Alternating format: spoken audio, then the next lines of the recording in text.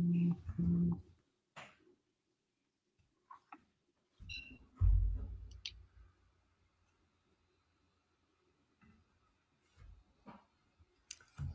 is up, FTN?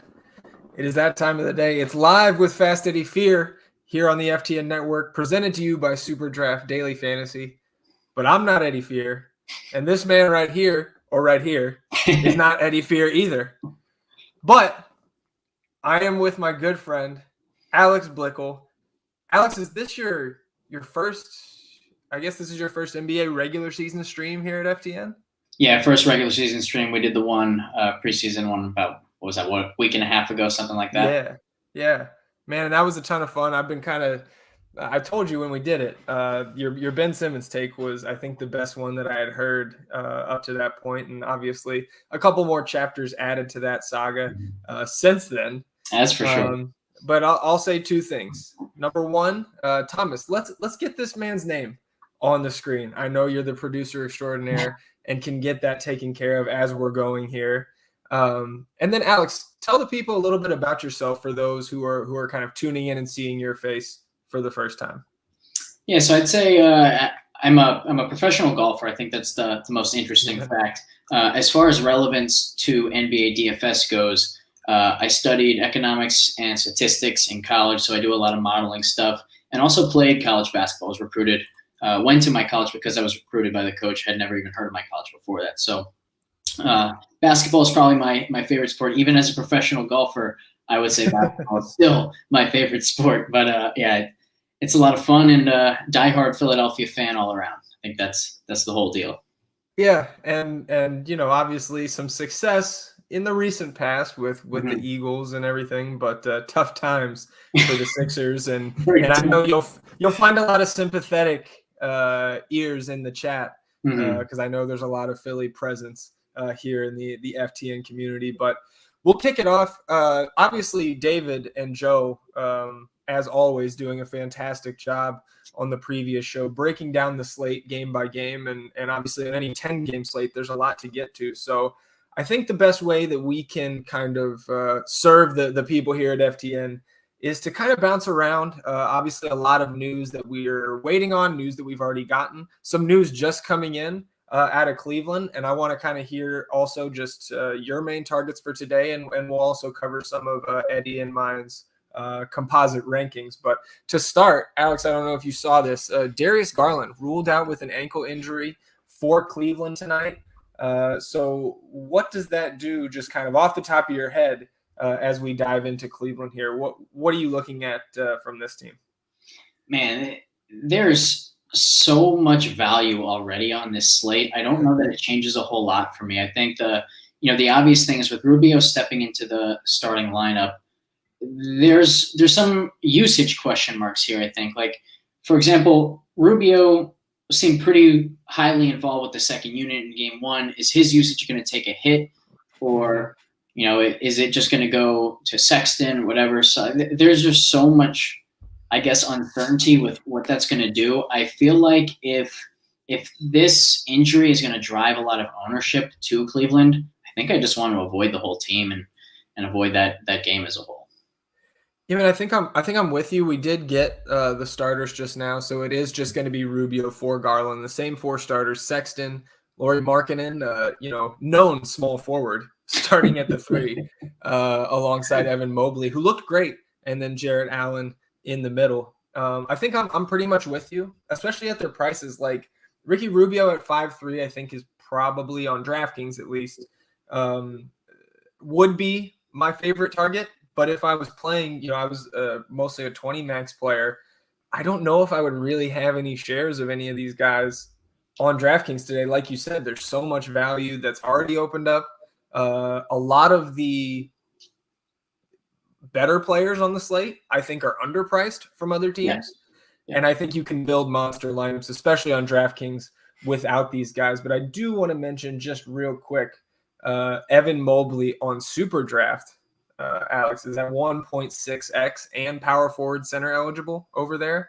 So I do have some significant interest in Evan Mobley over there on SuperDraft. And I'll take this opportunity now that everybody's filed in to shill a little bit for our sponsor, SuperDraft Daily Fantasy. If you haven't played on SuperDraft yet, we've got a nice comprehensive site review, kind of breaks down the differences between SuperDraft and some of the sites that you may be more traditionally or you would more traditionally play on over the past couple of years. SuperDraft bringing out mostly this multiplier mode where instead of a salary cap, every player just has a multiplier for their fantasy points.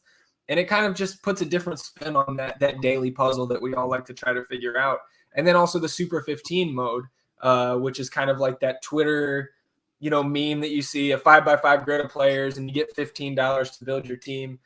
So I know I've been having fun looking at those. I've heard some feedback from some subs who played Super 15 and enjoyed that. So all that to say this, if you haven't signed up on SuperDraft Daily Fantasy yet, you can head over to superdraft.io. When you deposit, use the promo code FTN, and on any deposit of $100 or more, SuperDraft's going to give you $100 in bonus funds. Only a 1x playthrough on those funds, Alex, so there's no slow drip. You can turn those bonus funds into cash fast. So we love to see that. And these first couple days, those main GPPs over there on SuperDraft not quite filling. So you can get yourself some extra equity in those contests too. So we will definitely keep an eye on that lobby over the next 50 or so minutes leading up to lock. So another point of news that I had here in this same game was, I believe Terry Rozier, correct me if I'm wrong, Terry Rozier expected to play, and I would assume getting back into that starting lineup. So I think LaMelo Ball kind of been everybody's darling here through this first week. A lot of people, picking him to take a huge jump statistically, leadership sense for the Charlotte team. And it was certainly fun to watch him work on Wednesday. Is Terry Rozier getting back into this backcourt? Is that going to worry you at all for LaMelo Ball at the 7-7 price tag? Yeah, I mean, I think worry probably isn't the right word. I think it's more just like it forces you to be a little bit more tame on your expectations for LaMelo. Like, I think one key takeaway from that first game explosion from LaMelo, 32.5% usage rate, well above what he was at last year. So even if you think that he's taking a nice jump this year, it's probably not going to be close to 32.5% sustained throughout the season. So definitely got to think that comes down a little bit. Also noteworthy that really close game, and LaMelo only played 29 minutes. So adding just another guard into the mix is definitely concern, I think, for the minutes. If they're going to be really conservative, if you will, at the beginning of the season with minutes from big guys, especially from LaMelo, that's an issue because, on the opposite side of the ball, we saw Domantas Sabonis play 39 minutes. So there are going to be teams who push their guys early on. So we just have to be really, really careful with where we're going, because we can't just look at it and say, okay, he's $7,700 clearly underpriced, which I believe he is. The problem is there are so many guys significantly underpriced, especially at the point guard and center positions. So you just have to really, really like guys tonight when playing them at those positions. Yeah, I agree. And just kind of touching a little bit on those Eddie ranks that everybody loves. A lot of 10s today it's the reality, and also kind of the first reaction when the first run of those went up a few hours ago. Reaction in the chat, I should say. And I think that's just like, it's warranted, right? Yeah. Like, there's so many good plays. It's really hard. Like I said in the chat about an hour ago, I don't know how single entry players do it on a slate like this. Like I was always MME, but like it would be impossible for me to narrow it down to just one. But that's what we're here to do, because I know there's plenty of single entry players in the chat. So I also said we weren't going game by game, but some news in this other 7 p.m. Eastern game, Indiana at Washington. Obviously, Bradley Beal being out is kind of the big key here, obviously the big name. But on the other side, also a bunch of Pacers guys were questionable on the wing: Jeremy Lamb, Justin Holiday, and there was one other one. Jog my memory, Alex, if you can. I'm not sure. Those are the only two.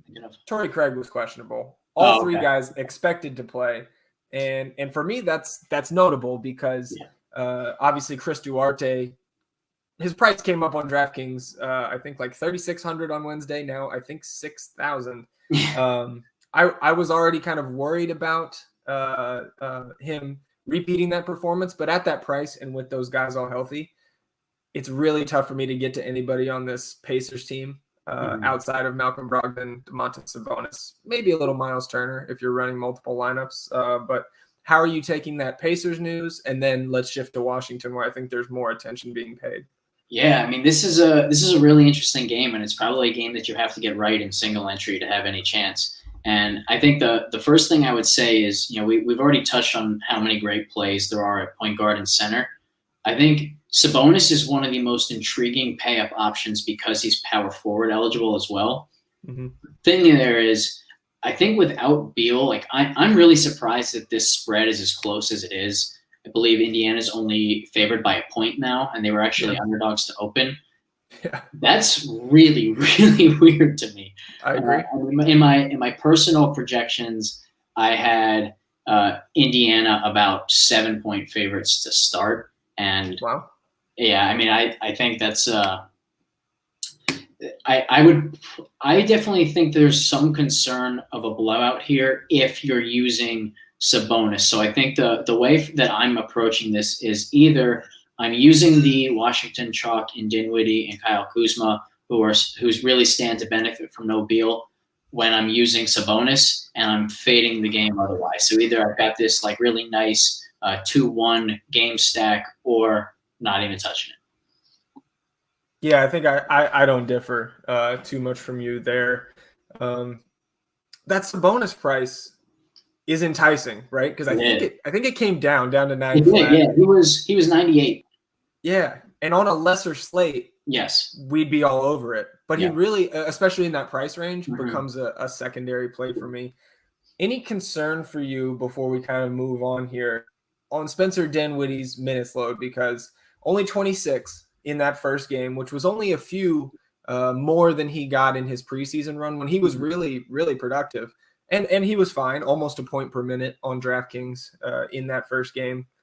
But any worry that he could still be limited to that 26 minutes? Because I think if he only gets that much, even with increased usage, it still could be tough for him to end up optimal on this large slate. Yeah, I mean, I wonder, it's sort of impossible to know, if that game had been closer, would he still have been limited to 26, or would he have gotten to 30? And I think the other aspect there is, I think if he remains limited in some way, and if he was actually capped at around 26, I think the more likely scenario is he gets jumped to 28 to 30 in this game, as opposed to 32 or 34 that he'd probably see in the middle of the season. So I think I'm not really concerned in that regard. I think the bigger concern for me is I think Indiana's a pretty decent team, and without Bradley Beal, if Indiana wants to take Dinwiddie out of the game, and that's their main focus, they probably have a decent chance to do it, in which case Dinwiddie would become very shot dependent, and that's not what you want from Major Chalk. Right, absolutely. And that being said, I love him on both sides today. Yeah, absolutely. At 5.6, and especially 1.5x on SuperDraft got him the double tens ranking on Eddie's ranks. So moving on from this game, New York Knicks, and I said we weren't going to go chronological, man, but this news is just taking us there. Looking at the Knicks front court, we saw Mitchell Robinson, obviously the Knicks playing that double overtime game in the Garden on Wednesday against the Celtics, coming out on top and producing some very interesting videos from outside Madison Square Garden that were disseminated on Twitter. But Nerlens Noel out, Taj Gibson out. So you would think a ton of Mitchell Robinson here, but obviously Julius Randle can play the 5. I believe Jericho Sims he's up with the big league team. So what's your take with those guys out here on the Knicks? Yeah, it's another one where I think the answer comes back to just how loaded this slate is. If this was a normal slate with tight pricing, I think you'd certainly be drawn to Mitchell Robinson and even Julius Randle. I think on this slate, however, I mean, I've got this projected at just 93.5 for the game pace, which is by far the slowest on the slate, and it's kind of disgustingly slow. So I think that if you are playing anybody from this game, it has to be a big guy who doesn't benefit from pacing, can actually benefit from a slowed down half-court game, which Mitchell Robinson certainly can do as the rim protector. But man, it's just so tough because center's loaded and Robinson's usage is so low. You can't count on on the scoring for even a double-double on a nightly basis. So I think I'm going elsewhere, but I definitely understand the Mitchell Robinson love because he is capable of those ceiling games that come from the defensive upside as well as the double-double bonus. Yeah, absolutely. I agree with you on DK, but what do you think about 1.85x for Mitchell Robinson? Also with forward eligibility on SuperDraft, he is almost like he didn't quite get the 10. He didn't quite get the 10 in the ranks, but I would have no issue putting him up there. I would too, and I'm in Pennsylvania, so I can't play SuperDraft, unfortunately. I would love to. I mean, that multiplier system, it just sounds so fantastic. It, like you said earlier, it's a completely different riddle that you get to try and solve. And I would love that because I think range of outcomes comes into play even more there, sort of the way it does with MLB and NFL DFS on DraftKings, that you kind of lose in NBA just because the range of outcomes in NBA is so much smaller. So when you get those multipliers, I'm really bummed I can't play there. But I would ask you then, is the scoring system like DraftKings or FanDuel? Because the defensive stats that's a really key thing to distinguish from Mitchell Robinson. Yeah, it is akin to the FanDuel, specifically with the stocks, right? So 3 for your base, steal and block. And then that multiplier is fantastic for Robinson. Exactly. I mean, almost to that 2x, you're almost getting 6 points per stock there. So if it gets up into the 30-minute range, which playing for Tibbs, that's probably a decent bet. At 1.85x. And again, that forward eligibility. So you can play him with somebody like, Andre Drummond if Joel Embiid is out at center, and you can pair him up. Also, I mentioned Evan Mobley at 1.6x, kind of getting 3, Mobley, not a true center, I guess. But certainly a front court player. I mentioned Embiid. I mentioned Drummond. Again, I'm going right down the line unintentionally here on the schedule on DraftKings, but Joel Embiid, obviously Ben Simmons remains out. Joel Embiid, questionable knee soreness, had a lot of ice on his knee, moving gingerly this morning at shoot-around. I think this is kind of the biggest news that we're still waiting on. Because obviously the first guy you think of is Andre Drummond, his new backup and longtime best friend, as everybody knows. And you've got some other guys on this team too. Obviously, Tobias Harris is benefiting already to a certain extent with Ben Simmons off the floor. Tyrese Maxey also a direct beneficiary. He's still carrying a nice multiplier over there on SuperDraft and very cheap on DraftKings. So if we get Embiid out, and I guess if you think he's going to be in, let me know. But if we get Embiid out, what are we prioritizing here from the Sixers? If we get Embiid out, I think Drummond at 5,500, it's still a play you have to go with. I do think that Embiid is going to play. I feel like if this wasn't a matchup with Brooklyn, it would be more of a toss-up, and we might – and in fact, I would go so far as to say we would probably already know. But because it's Brooklyn, I think – he's going to do everything he can to be on the court, and ultimately the fact that he hasn't been ruled out yet tells me he's probably going to be able to go. But I'm just speculating. I have no inside information of any kind. After that, I would say Tobias Harris definitely gets a boost in usage, and I would love Tyrese Maxey, his usage. But it's Brooklyn, so you kind of need Embiid in that matchup, and I'd be a little bit concerned that it's not a very competitive game without him. Yeah, I don't disagree. And I guess while we're here, we talked about studs being underpriced, this early in the season, and some interesting pricing changes from Wednesday's big slate. James Harden, Kevin Durant, no Kyrie. James Harden 9.4, Kevin Durant $100 cheaper on DraftKings. Do you have a lean on either one of those guys, and would you stack them if you're running multiple lineups? I definitely have a lean towards James Harden, and that's just because pretty much all offseason I've sort of talked about it. My biggest concern without Ben Simmons is the Sixers defensively, and more specifically their pick and roll defense. I just think Harden's going to eat them alive in the pick and roll, especially if Embiid is playing. Like if Embiid has one weakness, it's his ability to guard the pick and roll, especially if his mobility is a little bit in question. And when he's carrying the offensive load that he's carrying this year, that just makes it extra concerning to me. So I think Harden has a really good chance to kill them in the pick and roll all night long. Yeah, I'm 100% with you, man. Man, I had the over 8.5 assists on Harden on opening night, and to see him come out with like 7 minutes left and just looking at the score, like, I don't know if he's going to get this last rotation, and of course he didn't. So that kind of let me down on opening night, but right there with you.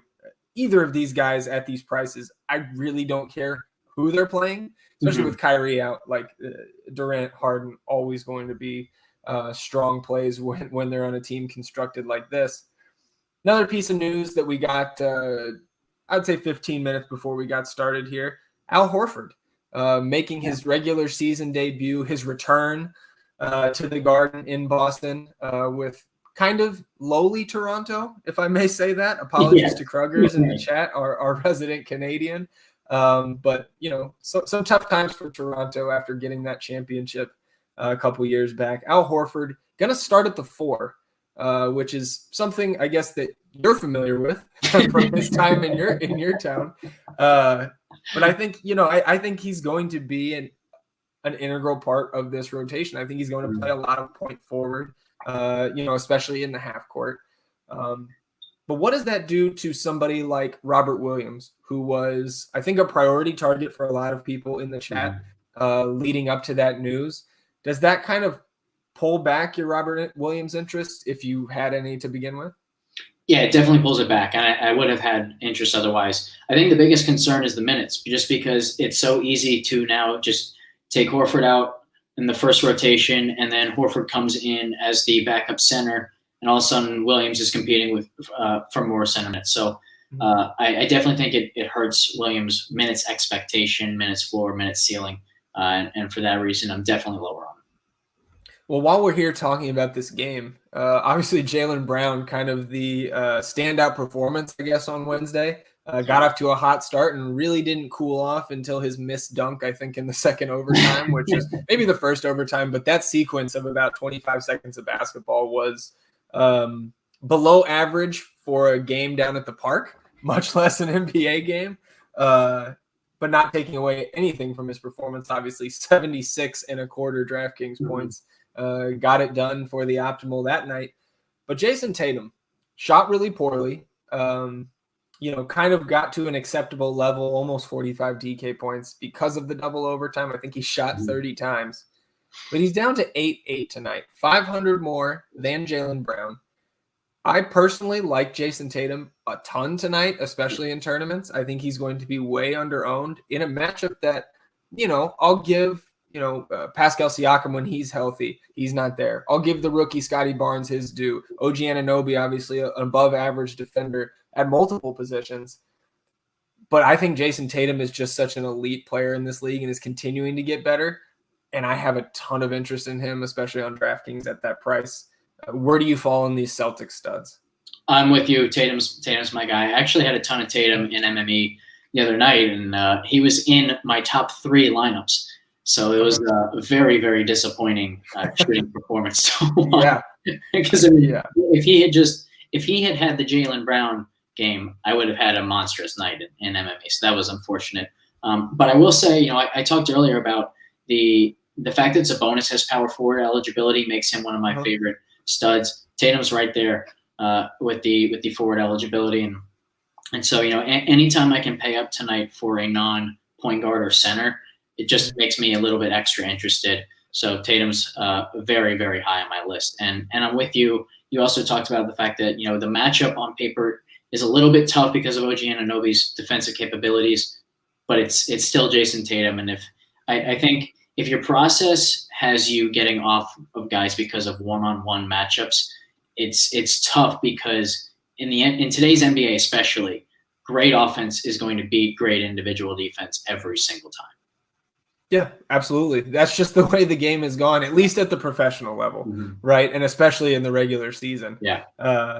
So the last kind of piece of news, and we will finally jump over some of these games and get out of order, so to speak here. I just kind of wanted to talk about the Lakers still being shorthanded. Obviously, Trevor Ariza, Talen Horton-Tucker going to be out for extended periods of time. Obviously, not a super deep team when you get outside of those top 3 guys are the Lakers, but also missing Wayne Ellington, Kendrick Nunn tonight.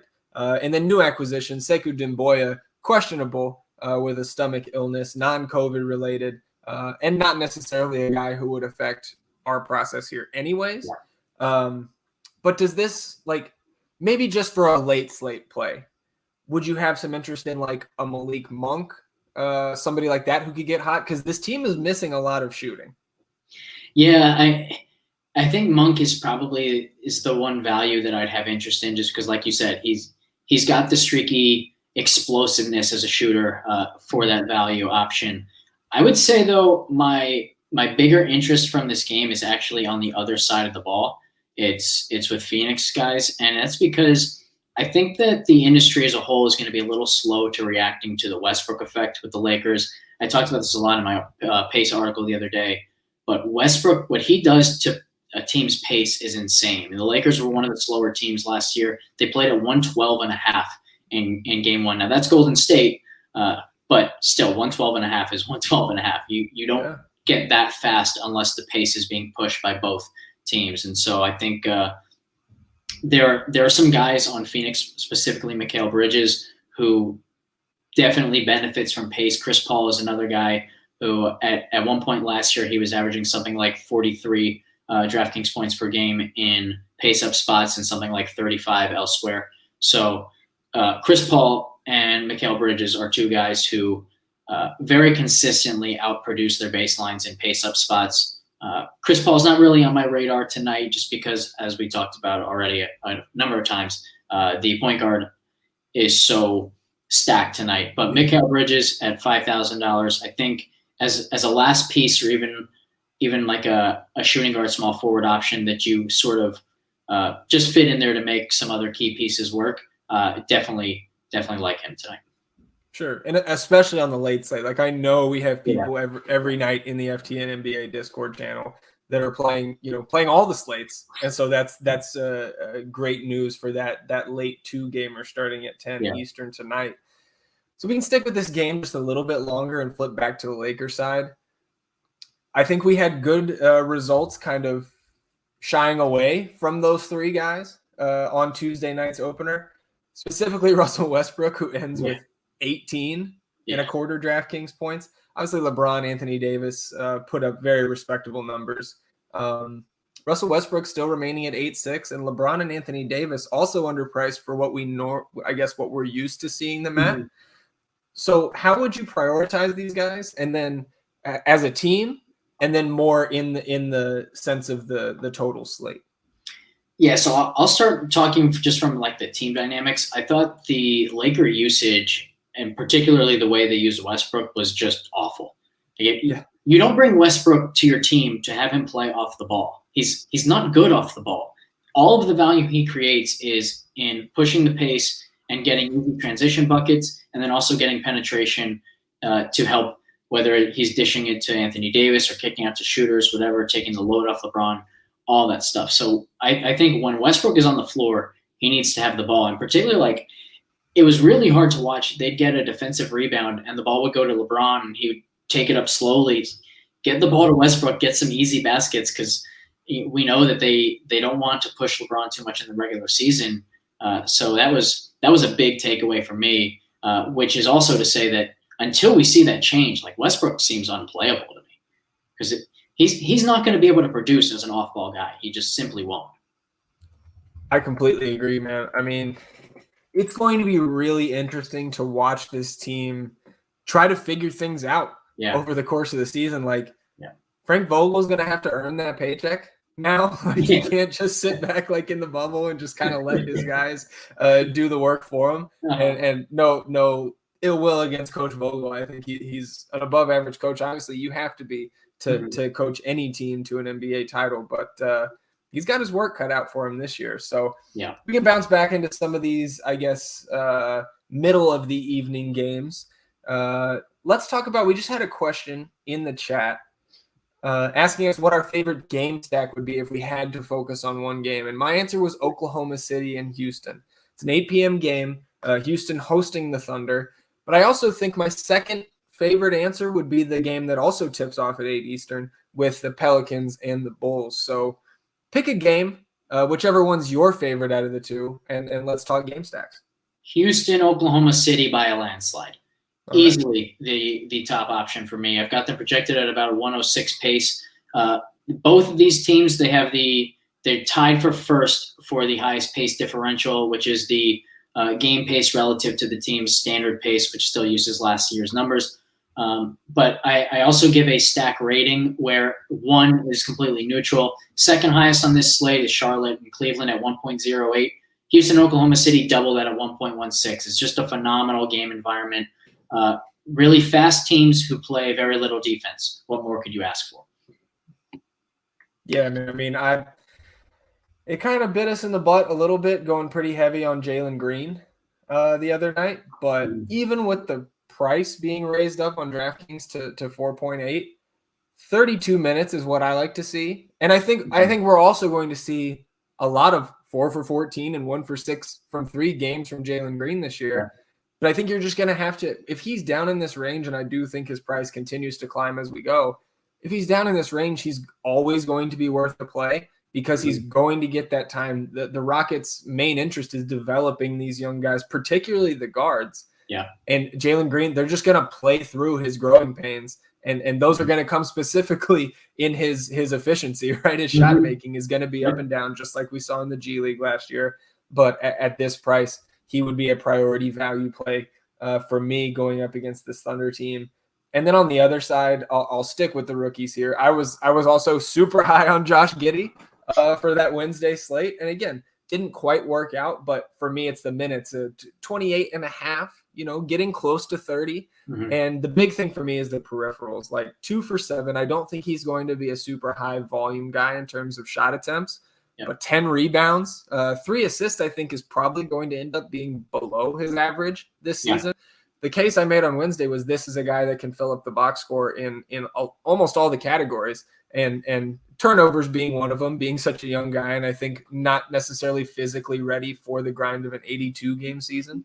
But at this point, at 4-1, I really like getting to some Josh Giddey tonight as a value, and the people in chat also don't need. I'll make the case in a minute, but I also love Shai Gilgeous-Alexander. Excuse me.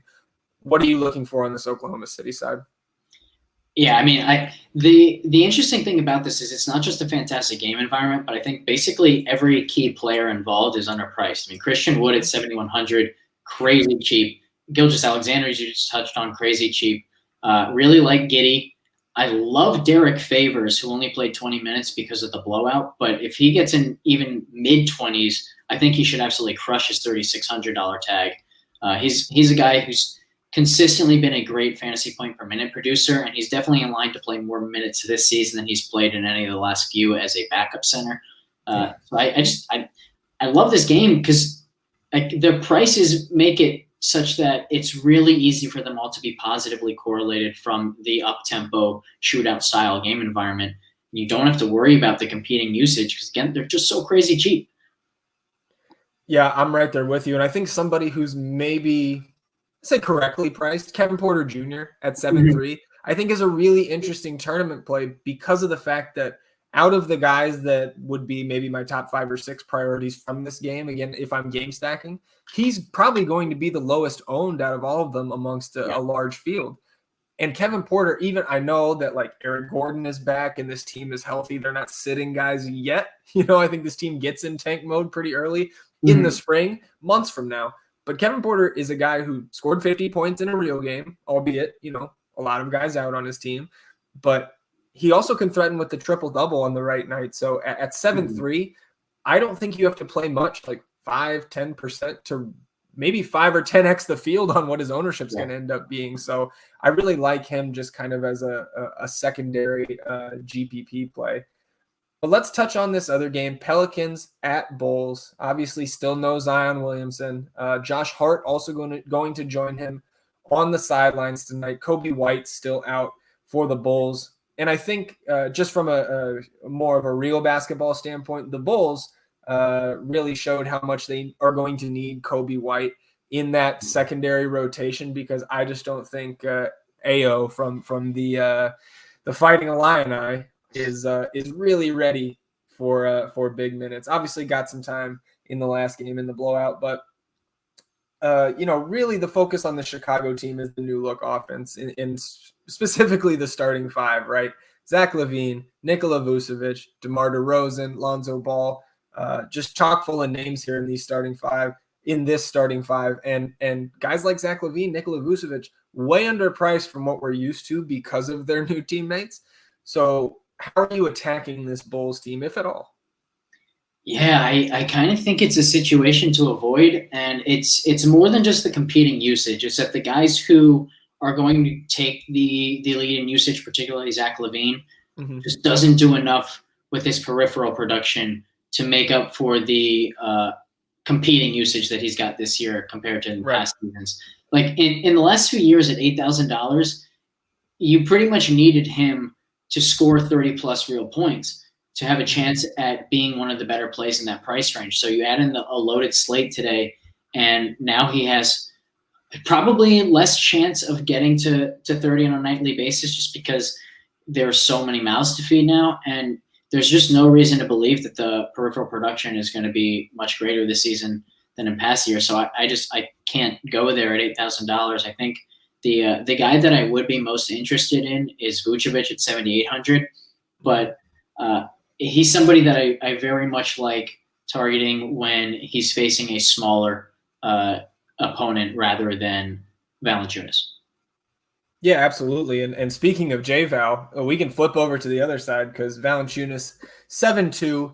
I think I kind of prefer going up only $300 to Brandon Ingram tonight. I think I'm not super scared of this Chicago Bulls defense. I do think Pat Williams is going to develop into a fantastic two-way player. Really, I love watching that guy play. Yeah. And obviously they've upgraded their backcourt defense with Lonzo and Alex Caruso off the bench. But Brandon Ingram, I didn't think he did great in the opener and still got you to 43.25 DK points. 12 for 26 from the field, only 1 of 3 from 3. I think there's upside for more there. There's still meat on the bone on this 7.5K price tag, so to speak. So he would be my main target on DraftKings from this Pelican side. And then if you look over at SuperDraft, I have a lot of interest in Nickeil Alexander-Walker, who's sporting a 1.65x multiplier over there. How would you attack this Pelicans team, if at all?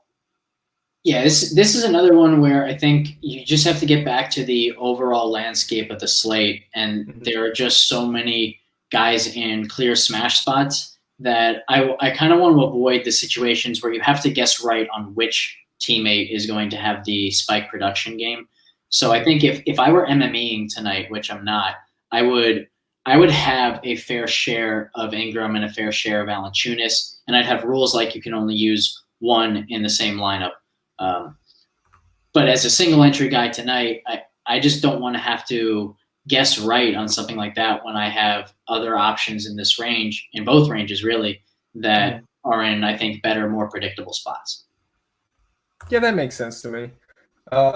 We did just get some news, some starting lineups that I think are very important, and we can start with the Washington Wizards. Aaron Holiday, coming over from the Pacers in the offseason, going to get the start at the 2, alongside the same 4, Spencer Dinwiddie, Kentavious Caldwell-Pope, Kyle Kuzma, and Daniel Gafford. I believe, if I'm not mistaken, let me double check, that Aaron Holiday is sitting at the flat, or no, not the flat minimum, but 3.3 on DK and a 2x multiplier over there on SuperDraft. I don't know if I can just go slam him in on SuperDraft. Obviously, with a 2x, we're still going to need him to put up, 30+ fantasy points to really get you into or vault you to the top of the leaderboard, right? But at 3.3K on DraftKings, I think he's a fantastic value. Just upgraded him to a 9 on the DK rankings. So we'll touch on that, but also a change at the 5 for the Thunder. Yeah. Isaiah Roby going to get the start. I think this is maybe going to be kind of a rotating cast, almost what you saw out of Scott Brooks when he was in Washington, with kind of that center roulette that he played all the time. I think Isaiah Roby will get plenty of starts. We saw Derek Favors already. I think Jeremiah Robinson-Earl will get in there at some point for some starts, but Roby will get the nod tonight. So I guess first your take on Aaron Holiday starting, and then let's talk a little bit more about this OKC front court. I really like Aaron Holiday starting. I think that's sort of a key, just because I think he's somebody who, when he's had the opportunity, he's actually been a pretty good fantasy point per minute guy. And I like the fact that I think he will get a lot of the backup point guard minutes in addition to the minutes he plays with the first unit. So he sort of gets the best of both worlds there. He'll get the minutes where he's a high usage guy, and then the fact that he's starting also makes his minutes expectation higher. So you really like him there. And I've got to backtrack on Favors a little bit, just because, if we knew that it was going to be a pretty even timeshare, like I'd be very okay with Favors in a high usage role in the second unit playing around 20 minutes. But I mean, there's no guarantee that he plays at all tonight. It might just be like he's a veteran on a crappy team, so he's going to rest every now and then, and he's going to rest tonight. And we just don't know. So I don't want to take on that risk on a slate like this when you have a guy who's expected to start and suddenly isn't in the starting lineup. Yeah, man, I'm right there with you. I think Favors was one of the values on DK, really on both sides, because he had the 2x multiplier that I thought was in play, more so on DraftKings just because of the salary savings there. But you're spending $900 more on DraftKings to get Isaiah Roby. So is he somebody that you would slot in now, or is it just kind of avoid that front court? I think I'm just going to avoid it. I mean, I have Giddey already, and I'm really, really high on him. So I think I'm just going to stay with Giddey and Gilgeous-Alexander from OKC. Well, I appreciate you passing up the opportunity to make a Giddey for Giddey joke. I'm not innocent. I've done that plenty of times over the last couple months, and I'm sure I will again, but good on you. So we'll touch on a few more things here before we open it up fully for questions here in the last 15 minutes. Two games we really haven't touched on, snaking our way through the slate. My San Antonio Spurs going to the Rocky Mountains to visit the Denver Nuggets. I believe the Nuggets are like 6 or 7 point favorites. Maybe it's more, and I just want it to be less. Nikola Jokic, 10.2 on DK. I believe the flat 1x multiplier over there on SuperDraft. In my opinion, he's too cheap. It's not a great matchup against Jakob Poeltl, but I'm siding with you, especially in this case. I'm not super worried about an individual defensive matchup, especially for the reigning MVP. How much interest do you have in the Joker tonight? I have a decent amount. I think he's somebody that I would make sure that I was overweight on in MME, but in single entry, it's going to be tough to get there. And especially because if I was going to pay $10,000 plus for a guy on this slate, I think it would be Joel Embiid, especially if we get news that he's in. Like, I think the fact that he's very questionable right now means you're going to get Embiid at super low ownership if he plays. So I would definitely prefer that, paying that much. But man, it's undeniable that Jokic is in a smash spot at a price that's too cheap for his typical production. Yeah, I completely agree. And staying with the Nuggets here, specifically on DK, man, Michael Porter Jr. at 6.3 is what are they doing with that pricing? I don't get it. I assume you share the love for MPJ tonight. I do. I absolutely do. And in fact, I think he's one of the few guys in a price range that isn't stacked all around him. Like, basically every other guy who's clearly underpriced, you can say, yeah, he is, but so is this guy who's only $100 different or whatever. MPJ is sort of in his own price range. Robert Williams was there, but with Horford starting, it's pretty much just Michael Porter Jr. between like 5,900 and all the way up to Shai Gilgeous-Alexander at 6,700. Yeah, that makes sense to me.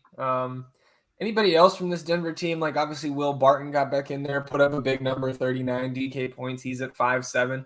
Aaron Gordon, acceptable 29 DK points in that Denver opener. I just don't think on this slate those are guys that I can get to with any sort of volume. But I wouldn't have it, like, I wouldn't call somebody crazy if I saw those guys in their lineup. Are those guys you would X out, or if you're running 150, you're okay with a couple shares? I think that I would X them out on tonight's slate. I think Denver's one of the teams that they're sort of a little bit more predictable of where the usage and production comes from. Like, when an opponent is incapable of keeping them from doing what they want to do, it's Jokic and Porter Jr. And that's what we have in tonight's slate. And when they face a team like Phoenix, who's really solid defensively, a tougher matchup for Jokic and Ayton, who did about as well as anybody possibly can against him in last year's postseason. I think that's sort of what funneled the production towards Barton and even Aaron Gordon a little bit, and away from Porter Jr. even to a degree. So I think tonight is back to Porter Jr. and Jokic, which is what we'll see most of the time. Yeah, it's a great point. And we can shift over briefly to my Spurs because, as my good buddy Anthony has reminded me in chat already today, the Spurs do suck. But for fantasy, like, we've got a guy like DeJounte Murray who's stepping into an even bigger role this year. We saw the triple-double upside last year at times, especially when DeMar DeRozan is out. And now with him in Chicago and obviously Aldridge long gone, a lot of usage to go around on this team. And Popovich will do his best to spread out the minutes and keep us away from any elite fantasy assets. But at 7K, I do still have some significant interest in DeJounte Murray.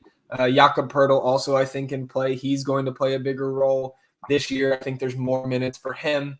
And then kind of, everybody in the FTN chat who's been around knows that I love Keldon Johnson, Derek White, Devin Vassell. I think they're going to be the next best thing, all of them, for one reason or another. Lonnie Walker also had a great game in game one, but that was a blowout against the Orlando Magic. I don't have any interest in those guys that I mentioned. I assume you wouldn't really be prioritizing any of those Spurs either. And then give me like 2 sentences on what the hell is going on with Thad Young DNP in the first game. It's so disappointing. Thad Young is one of my absolute favorite guys to watch. And it's upsetting that he's in a situation where he can't even see the floor. And I get it. Like, they want to give young guys a chance to develop. Yeah. But if that's the case, like, Thad Young has enough value that you can absolutely trade him for some kind of asset and get some kind of return for him. So what's he doing in San Antonio still? Yeah, and maybe that's why he's not playing. Maybe they're just resting him, keeping him in bubble wrap. One of the few assets that they can maybe turn into something down the road. Let's touch real quick on the other nightcap. Utah going to Sacramento. Obviously, continued dysfunction for the Kangs, right? Mm-hmm. Marvin Bagley, I guess, kind of just thrown from the rotation. His agency making a strong response through the social media. I wouldn't say airwaves, but you get what I'm getting at there. Yeah. Any interest in Kings in a tough matchup against Utah? Obviously, not having to go on the road to the elevation in Salt Lake City, but never a matchup that I think, especially on a 10-game slate, that I like to target. You differ at all? I wrote a lot of words on De'Aaron Fox tonight, and he's one of my absolute favorite tournament plays. And the argument goes like this. So first of all, Fox is somebody who historically thrives in pace more than just about anybody in the league. And while this game doesn't project as an overly fast game, it's worth noting Sacramento played at 108 in game one with Fox on the floor.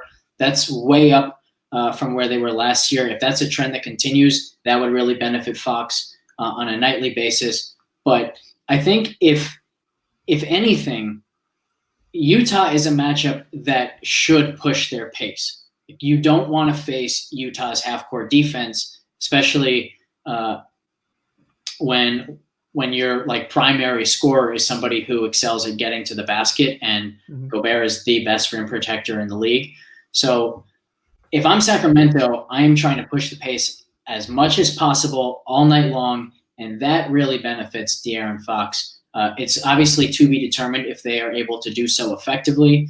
One issue that they might come across is Utah is a pretty efficient offense, and Sacramento is very bad defensively.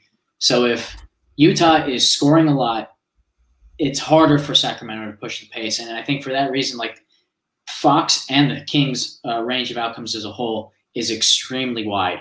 He and the Kings could bust, but he also could be a GPP winning play at 1% ownership. So he's somebody, if you're MMEing, it's a really easy approach. You get way over the field, but not so much that, if he and the Kings bust, you are kind of screwed for your night. Like, you only need somewhere between 10 and 25% to be significantly over the field. In single entry, it's a lot tougher. It's a very, very high risk, high reward play that you certainly don't need to do on a slate this loaded. But the fact that it's this loaded is also why you're going to get him at 1%. Yeah, I love that, man. And so real quick before we talk about Utah and get to questions, tell the people what article you wrote, where they can find that when you write it, because I think it's valuable to everybody who's subscribing. Thank you. It's a daily article, pretty much daily, I should say. Most of the time it'll just be big slates, but this opening week at least, it's every single day. And I think there will be days where I'm not scheduled to write it, and if I have the time, I'll probably write it anyway. But yeah, it's all about pace and game environments, and we have a pace tool in development. I won't get too much into it because I don't want to get hopes too high if it's something that takes a little bit of time to come out. But if and when it does come out, it will be something that I'm really, really proud of, and I think FTN will benefit greatly from it. But for now, we just have this daily article. We go through game environments and really talk about the value of pace and look for guys who are going to be under-owned, because the industry as a whole, we know that ownership follows Vegas lines really, really closely. And Vegas lines, they have pace involved, but obviously opponent defensive rating and team offensive ratings, that's going to dominate how points are scored. Whereas in DraftKings points, because the peripheral stats matter so much, and really any site, any fantasy site, peripheral stats matter so much that extra possessions in a game are key for everyone's production. And it also changes the correlation that's involved in the game. The more possessions there are, the more room there is for a number of teammates to succeed together. Whereas in limited possessions, the competition for usage really cuts into the correlation that can exist between two player ceilings significantly quicker. So I think it's a really valuable article just because it focuses so much on an aspect of the game that maybe the industry isn't paying enough attention to. Absolutely. And again, like I said before, you told all the people all that great stuff. This is going to be extremely valuable to our FTN NBA community. So everybody make sure you're checking that out. Make sure you follow Alex Blickle 1, I believe, on Twitter. Yes, it is. For all that good pace data and I think some golf results every once in a while too. So only team we really haven't touched on a ton is the other side of that Utah-Sacramento game, and Utah obviously blowing out the Thunder in their opener. So I don't think that, the minutes certainly were not all there for what you can expect from a close game for this Utah team. So I think there's some price advantages here. I think Donovan Mitchell is another kind of low-owned tournament play that I would be trying to get to if I'm running multiple lineups. Rudy Gobert, not terrible at 7.9, but my eyes, Alex, were drawn to Mike Conley at 5.7. I think he only got like 24 minutes in that opening game. I would expect him to get 30-plus in close matchups for the Jazz this season, even as he kind of goes into the latter part of his career. What do you think about Conley and the rest of these Jazz going up against the Kings? I think my approach to the Jazz is really, really straightforward. Completely avoid them unless you're using Fox as a bring back. If you're using Fox as a bring back, you're assuming that the game pace is really fast. And if that's the case, everyone on the Jazz benefits too. And I don't have the exact numbers, but I think Conley is definitely one of the guys who benefits the most. So the fact that he has the most attractive price is really nice. It's sort of a perfect storm there. So I love the idea of a mini stack of Conley and Fox. Knicks will start Kemba Walker, Evan Fournier, RJ Barrett, Julius Randle, and Mitch Robinson. So no surprises there for the Knicks. We've got just under 5 minutes until this main slate locks. So we'll go to the Discord and answer questions all the way up until the buzzer. Joel Embiid taking the floor for pregame warmups after getting treatment. He does not have his knee wrapped. So I would think that means we're going to get Joel Embiid playing tonight, which I think, we kind of talked about earlier. An interesting opportunity to kind of maybe overweight the field on Joel Embiid in a spot where you normally wouldn't be able to. So I do think that's interesting.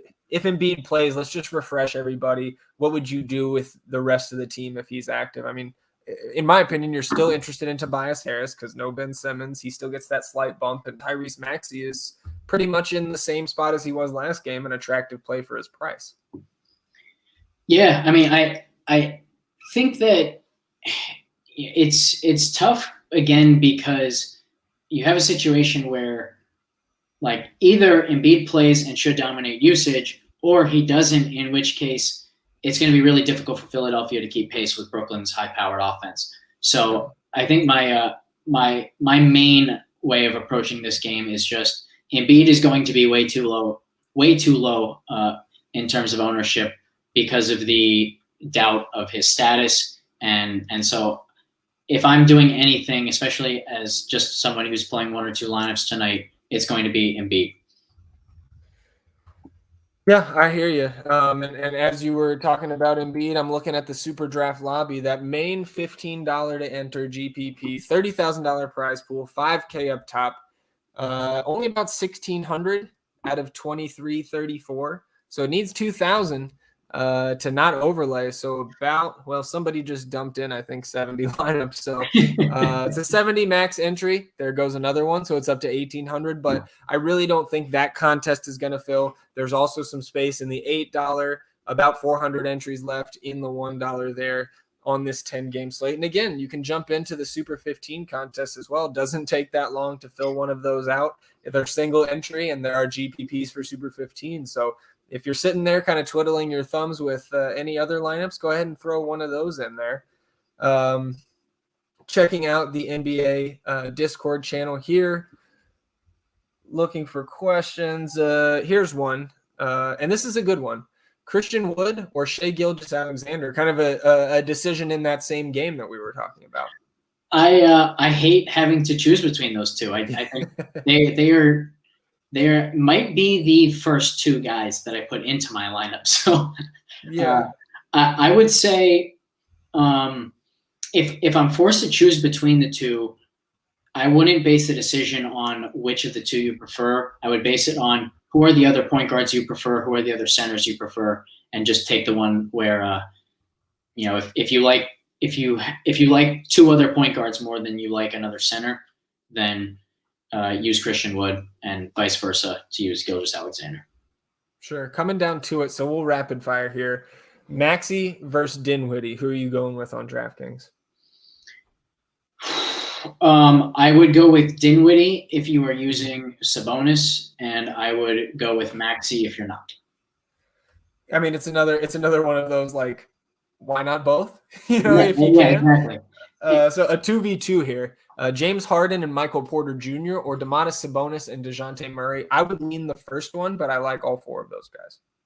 Yeah, I like all four, and I'm going to continue the theme. I will pretty much never answer a 1v1 or a 2v2 with just an answer. I think it's always dependent on lineup construction. So I would say I would go with the Sabonis pairing if you've got either Dinwiddie and or Kuzma, and the other one if you don't.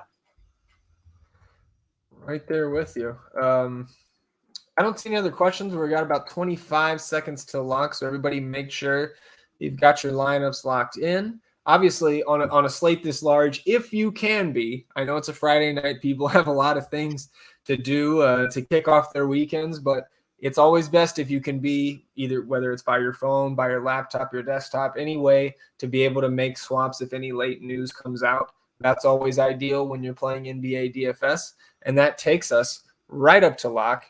And the last question here, I actually think that Sabonis just locked, so that's tough, Mallard, to be asking that with 5 seconds to go, but it was Sabonis versus Anthony Davis. Where would you have landed on that 1v1? Man, I think, again, I would go Sabonis if you've got Wizards exposure and Davis otherwise.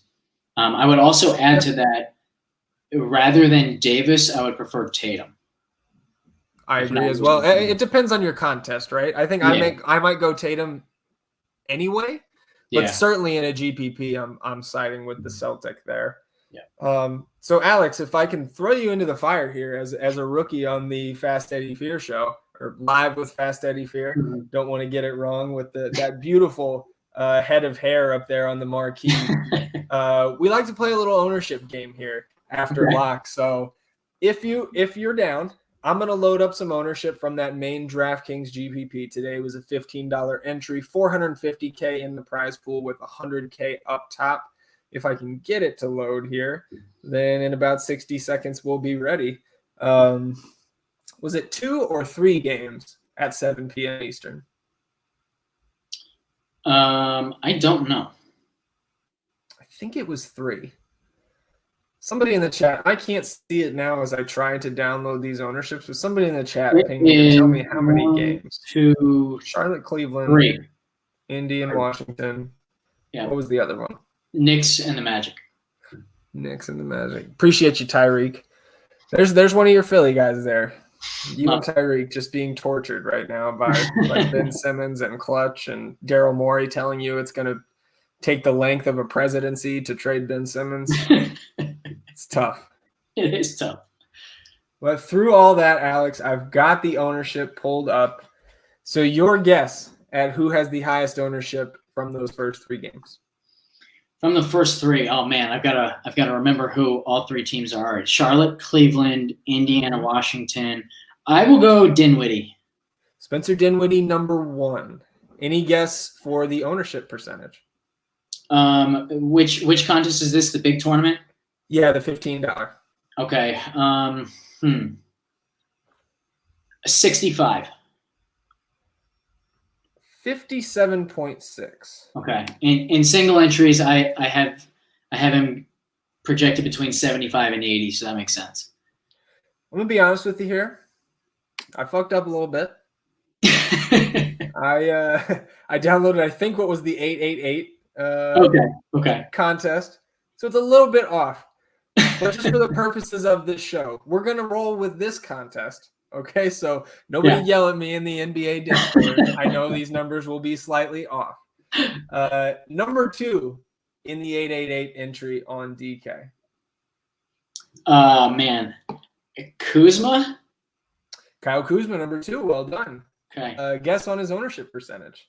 I'm going to guess. So this is still the 888? This is apparently the $600, the 6th man contest. Beautiful. Okay. Let's see. I think I only had Kuzma around 40% for single entry. So in the 600, I will go 45.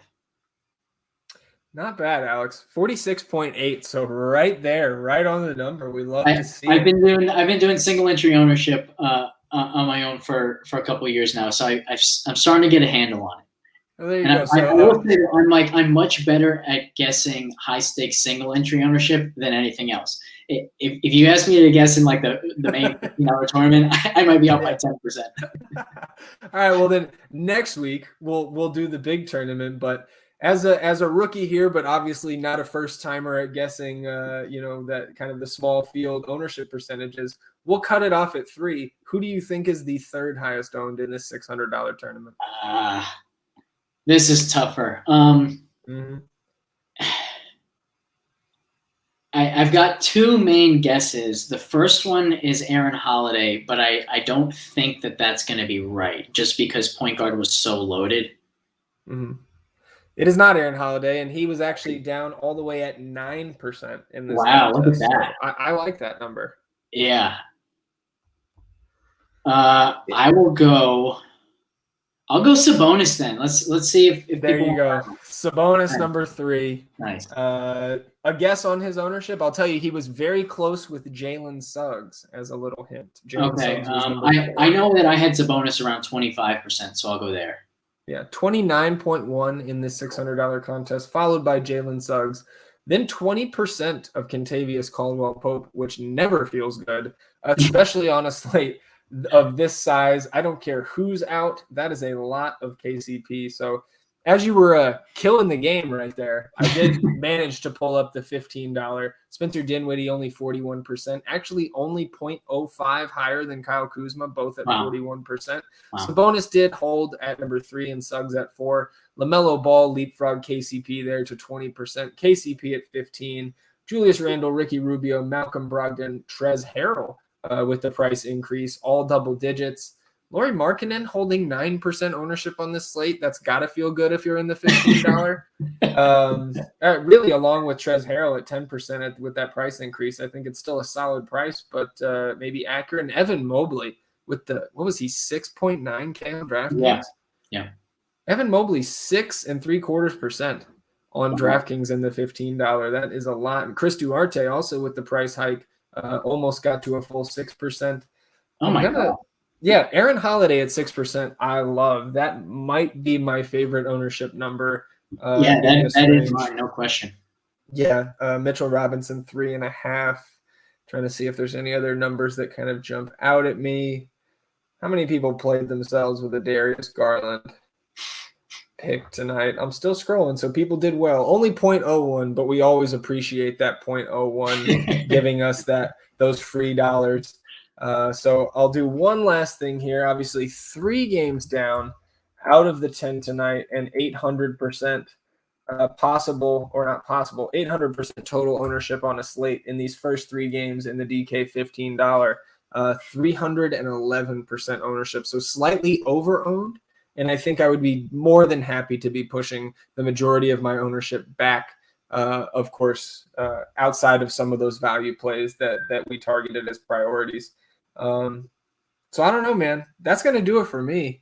If you're ready to get out of here, I am. We can kick off our weekend. Obviously, we'll be hanging around in the FTN NBA Discord chat, as always, until that last game locks. And then tonight, I don't know. I mean, maybe I'll do it again. So I passed out right when that Clippers-Warriors game ended last night, and I missed the celebration kind of for the 3rd night in a row because the subs have been absolutely cleaning up. And I would say the FTN employees, too. I know Brock took down like 9 or 10 grand last night. Javi did well the past couple nights.